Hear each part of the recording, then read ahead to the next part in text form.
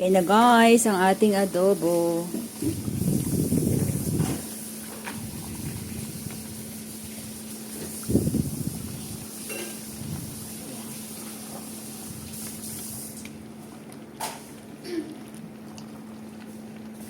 Para magpakulo ng pang-adobo, ayan, may lemongrass at asin. Tapos huhugasan natin bago siya ipang-adobo. Ayan guys. Yummy!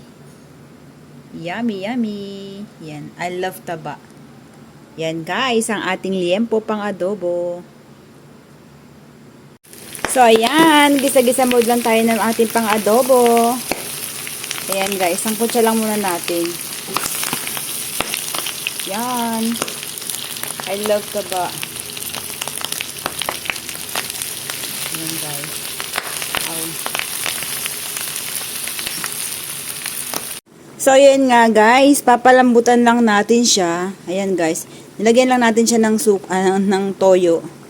Nilagyan ko lang siya nito pampakulay para maitim. Siyempre yung oyster sauce din nilagyan ko siya. Yan. Yan ang ating adobo. Siyempre ang paminta. Yan guys. Yan na guys ang ating adobo.